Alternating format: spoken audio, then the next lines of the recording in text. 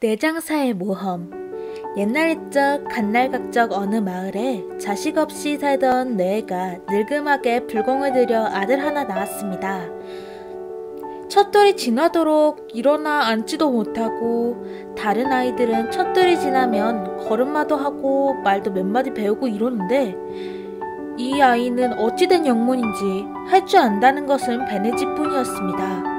두 돌이 지나도 그 모양이고 세 돌이 지나도 그 모양이더니 7살이 되도록 말을 못하고 일어나 앉지도 못하고 똥오줌도 못 가렸습니다. 그러니 이 집 부모는 참 걱정이 늘었습니다. 저래 가지고야 아무리 나이를 먹은들 사랑고시를 할 것 같지 않았기 때문입니다. 그런데 하루는 자고 일어나 보니 아이가 없었습니다. 아무리 찾아도 없어서 걷지도 못하고 기지도 못하는 이 아이가 어디를 갔나 하고 한참 찾다 보니 이 아이가 언제 갔는지 뒷산 바위 위에 턱 올라가 앉아 있었습니다. 거기 앉아서 놀다가 어머니 아버지가 찾으러 오는 걸 보고는 어머니 아버지 하고 말도 술술 잘했습니다. 게다가 한술 더 떠서 이 바위를 우리 집 마당에 갖다 놓으면 앉아 놀기 좋겠지요? 하더니 그 큰 바위를 덜렁 들어다 어깨에 메고 저희 집 마당에 갖다 놓았습니다. 그걸 보고 어머니 아버지가 하도 놀라서 까무러칠 뻔했습니다. 어쨌든 7살이 되도록 벨지만 하던 아이가 하루아침에 천하장사가 됐는데 바위라고 생긴 것은 아무리 큰 것이라도 번쩍번쩍 잘 들어서 이름도 바위손이라고 지어줬다고 합니다.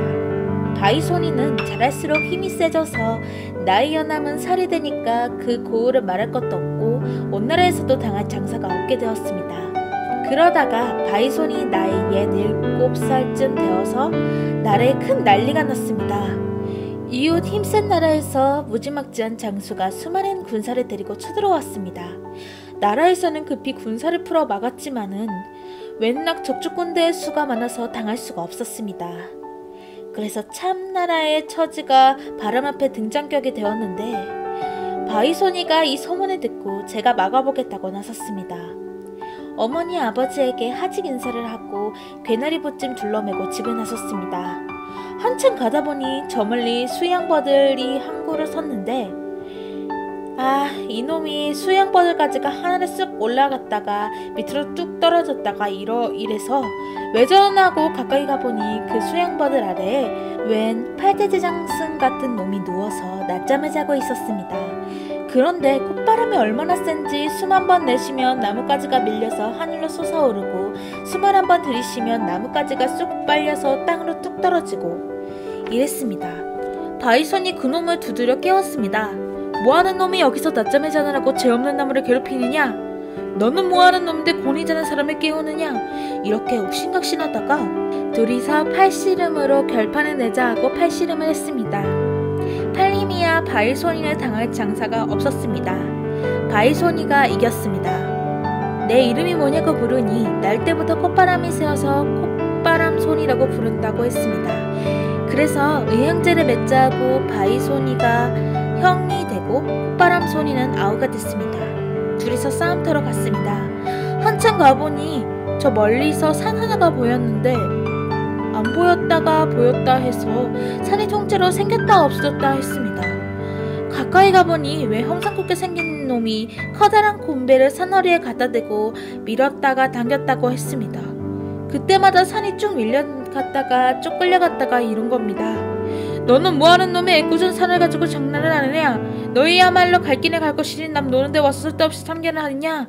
이렇게 아웅다웅하다가 셋이서 팔씨름을 했습니다. 팔씨름을 해보니 바위소리가 제일 세고 그 다음이 콧바람손입니다. 내 이름은 뭐라고 물으니 날 때부터 곤배질을 잘해서 곤배손이라고 부른다고 했습니다. 그래서 의형제를 맺었는데 곤배손이가 셋째가 됐습니다. 셋이서 싸움터로 가는데 한참 가보니 길가에 갑자기 개울이 하나 생겨가지고 물이 콸콸 흐르는 겁니다.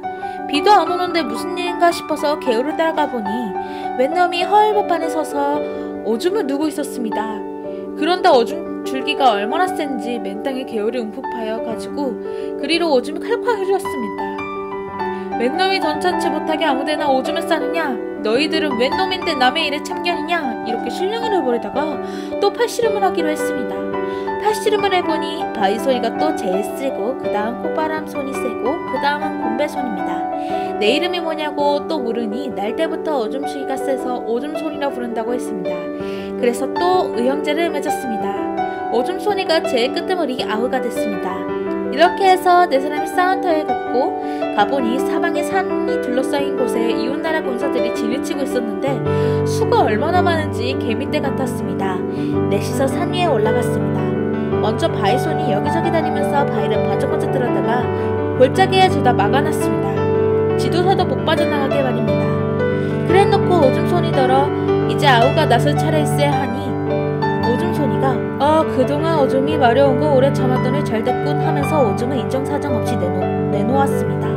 그러니 오줌이 냇물이 되어 마구 칼칼 내려가서 군사들이 진을 치고 있는 곳을 덮었습니다. 바위손이가 미리 골짜기를 죄다 막아놓았으니 오줌물이 빠져갈 틈이 없었습니다. 순식간에 그냥 물바다가 돼버렸습니다. 그러니 군수들이 모두 오줌물에 빠져서 허우적거렸습니다. 자, 이제 콧바람 소리가 나설 차례다 하니까 콧바람 소리가 콧바람을 신나게 불어쳤겠습니다.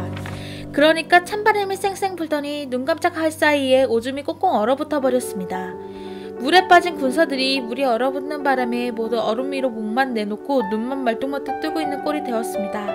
나머지 일은 곰배손이가 맡아줘야겠군 하니까 곰배손이가 곰배를 들고 내려가서 얼음판을 여기저기 밀고 다니면서 한복할 때는 이 곰배 맛을 볼 테냐 했습니다.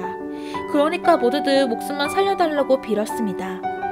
이렇게 해서 내 장사는 보기 좋게 이웃나라 군대를 물리치고 그 뒤로 여기저기 또 따라다니면서 좋은 일을 많이 했다는 이야기입니다.